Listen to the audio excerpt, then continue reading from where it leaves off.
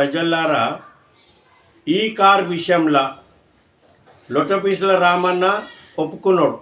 నేనే పైసలు పంపించిన, అధికారులకు ఏం సంబంధం లేదు అని ఒప్పుకున్నాడు. ఈ విషయంలో ఏసీబీ ఆర్ పోలీస్ కమిషనర్కు నేను ఏం చెప్పదలుచుకున్నా అంటే, అయ్యా మీతోన ఏదైనా ఇంట్లో దొంగతనం అయిందనుకో, ఓ 10 తులాల బంగారము, ఓ 10 లక్షలు పోయినాయి అనుకో, ఆ దొంగని మీరు పట్టుకొస్తారు కదా వాడు దొరికినాక. అయితే వాడు ఒప్పుకుంటాడు, సార్ నేను తీసిన పలానా జాగలో పెట్టిన ఇవన్నీ నడువురు అని తీసుకోపోయి సిపెడతాడు, అవన్నీ బరామతి చేస్తాడు. వాడు చేసిన దొంగతనం ఒప్పుకుంటాడు. వాడిని మీరు వదిలిపెడతారా? కేసు బుక్ చేసి కోర్టుకు పంపుతారా? కోర్టుకు పంపుతారుగా. సేమ్ కేసు కేటీఆర్ది కూడా. ఈయన ఒప్పుకున్నాడు, పైసలు ఆడు ఉన్నాయి తెచ్చుకోమని అంటున్నాడు. ఇవాళ ఈయనను వదిలిపెడితే రేపు ప్రతి ఒక్క న్యాయవాది ప్రతి ఒక్క దొంగల గురించి కూడా కోర్టులో వాదిస్తారు. సార్ వాడు దొంగతనం చేసి ఒప్పుకున్నాడు, సేమ్ ఫలానా కేసులో లొట్టపీసుల రామన్న ఒప్పుకుంటే కూడా మన దేశం మన రాష్ట్రం పైసా బయట దేశాల్లో పంపితే కూడా వదిలిపెట్టారు, ఈ దొంగని కూడా వదిలిపెట్టమని అడుగుతారు కదా.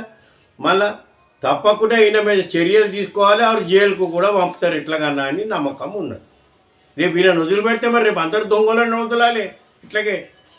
ఇంకోటి ఏమంటుండే ఆయన, నా మీద 10 కోట్లు ఖర్చు అవుతున్నాయి ఎంక్వైరీ చేయనీకి అని లొట్టపీసుల రామన్న అంటున్నాడు. అవే పైసలు రైతులకు ఇరి రుణమాఫీ చేయరు అని అంటున్నావు.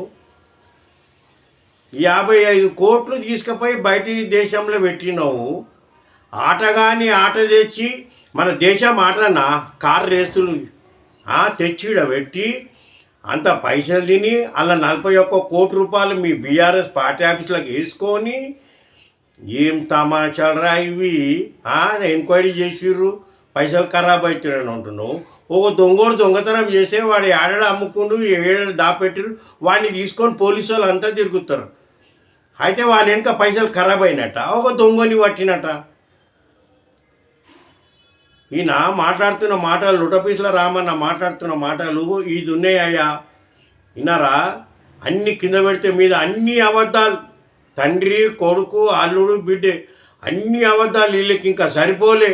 తెలంగాణ రాష్ట్రాన్ని దోసుక తిన్నారు, ఇంకా దోసుక తినే ప్లానింగ్ వీళ్ళది. వస్తాయి అన్నీ మీ లంగేవారాలన్నీ బయటకు వస్తాయి, చూస్తా పోరిగా.